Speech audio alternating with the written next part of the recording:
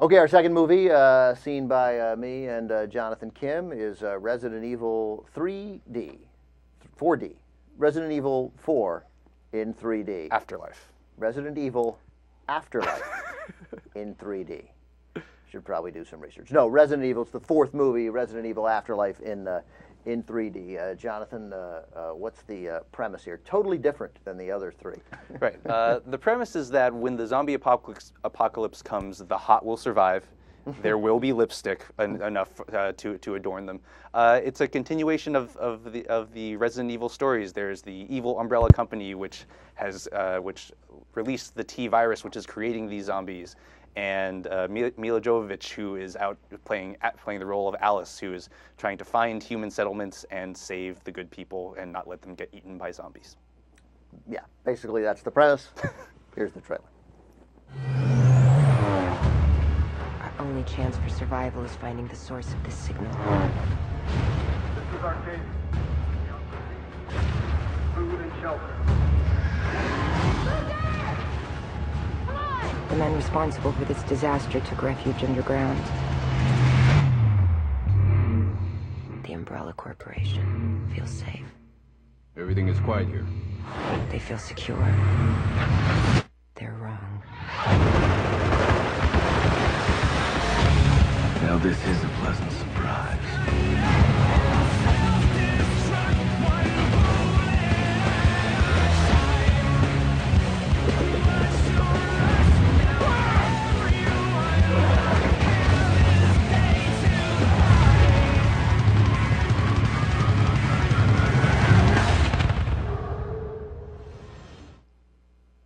All right, there's the trailer for Resident Evil Afterlife. The trailer did not give you a sense of sort of the more talky moments of the film. This one, Paul Anderson, he directed. He's sort of written all four, but he directed only the first one. He came back to direct this one. And I think he's produced the other ones as well. Right, I think he wrote them all too, though. Okay. I believe. But yes, anyway, this is he directed 1 and 4, and he's back. This was the first one in 3D. Right. Did you think the 3D made a significant difference? What I like about this one is that, unlike all the other 3D movies that have been conversions, this was actually shot with the Cameron Pace cameras. And to me, it actually made a really big difference. First, other than Avatar, the first movie shot with those cameras. As far as I know, yeah. And it really does make a difference. There isn't that kind of pop-out effect that you get in a lot of them. You get a sense of continuous depth, especially in scenes when they were just like outside. There's a scene where Mila Jovovich is walking amongst all of these kind of parked planes, like it's supposed to be up in Alaska. And it creates sort of continuous depth that actually looked really nice. It didn't make me dizzy. Usually 3D movies make me dizzy in the first 15 to 20 minutes, and then I sort of adjust to it. But what a giant wuss. I know, I sound old, but yeah. they usually give me a headache for a little while, and then I get used to it. But I thought in this, it looked really good. Are these lights too bright for you? Do we need to do anything to make you feel a little better? My sciatica. Okay? Yeah, I thought that the look was very good. I mean, there are those moments where things get thrown out at the screen, but I just thought that in terms of creating a three-dimensional environment that I thought was actually pleasant to look at, I thought that it worked. Yeah. Well. Sorry. Okay, that's my reaction to the 3D. Okay. The movie obviously is not boring. I don't think anybody would say that this is boring. But the 3D, like when she's walking amongst the planes, there has more depth. Yeah. So what? Sure.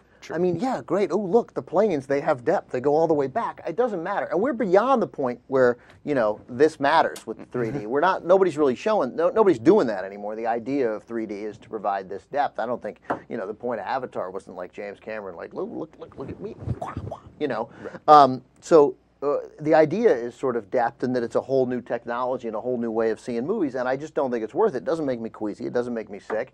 It just seems like we sacrifice story for this. I mean, the first time, because obviously we don't need to do it for Up in the Air, or the movie I was just talking about, which you guys will all have an opportunity to see later, The King's Speech, which is a very talky movie. We're not going to do that for that, because you're not going to be like, oh man, you could really see the chair behind the guy.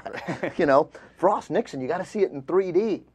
Yeah, I mean, unbelievable. I'm still not. I mean, I'm definitely not a supporter of 3D, but usually it detracts from films that Well, I see. And this one, I feel that it in terms of the look of it, and especially in terms of Well, when it's making me shot dizzy. like as you were talking about, like Clash of the Titans, when it's shot in regular D, and then and then in what's the word? Converted. And then the conversion happens afterwards. Yeah, that makes a difference, and it looks particularly stupid. This did not look stupid. There's no question. It just, again, it sort of takes away, your focus is on that. I mean, for crying out loud, you just talked about a woman walking in planes. I'm not knocking you, but I mean, that's what you get out of it, to me.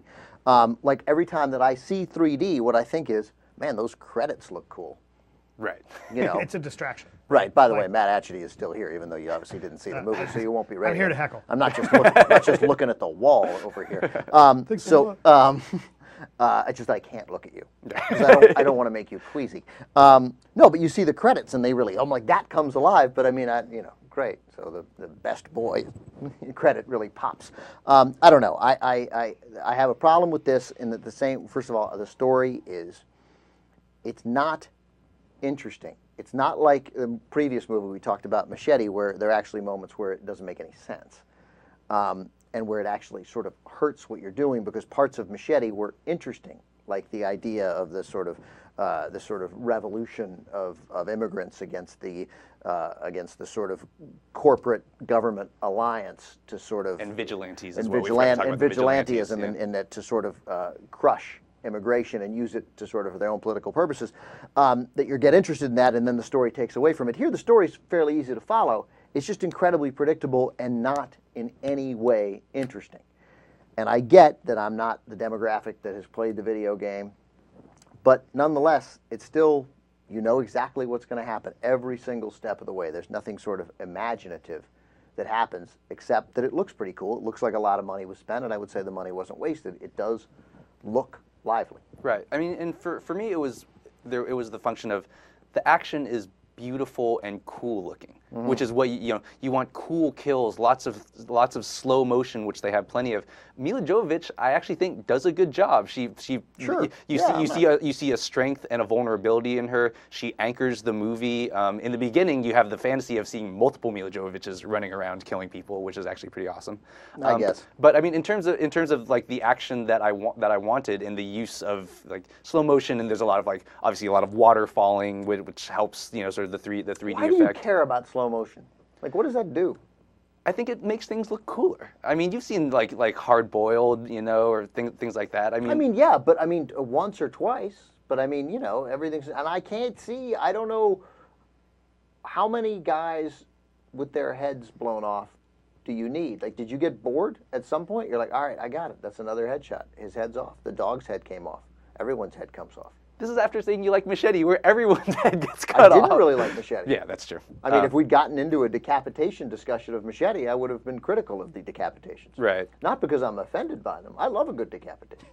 Who doesn't? But I mean, it's just, I don't know. It starts being unimaginative. Yeah, and I mean, in terms of story, like I played one of the video games and I watched the first movie and then haven't seen the other ones. But the thing is, I really didn't care. I mean, like this is a movie. I mean, as much as story matters in some movies, in this one, I want to see running around and shooting and cool things, and a few little interesting ideas that push the story forward a little bit. In the way the movie ends, obviously, that there's going to be another sequel, but it struck me that these are movies Why that would could they ever stop? Yeah, exactly. They seem like movies they could keep on making forever. I think we're at about 370 million, something like that, between 300 and 400 million for all the movies. Yeah, and it seems like in terms of competition, there isn't going to be any other competition this week, so it's probably going to crash. I'm sure this will make a lot of, all right, rating. Well, like I said, I obviously liked it more than you did. I gave it a 7.4. All right, 7.4. That's ridiculously too high. I gave it a 4. I'm sure for fans of it, it looks nice. You used the word beautiful. Come on, bring it down. I thought the sets were good. The action was fun. Nice slow motion. I would say money was well spent. I mean, and as far as 3D goes, it was well spent, and it wasn't a conversion from 2D. But overall, like I said, I gave it a 4. Can't really recommend it. I'm sure the fans will go see it. That brings the overall rating, obviously, to a. That's not right, is it? No. That's right. No, it's not right. If I gave totally it right. Yes, you're right. It is right.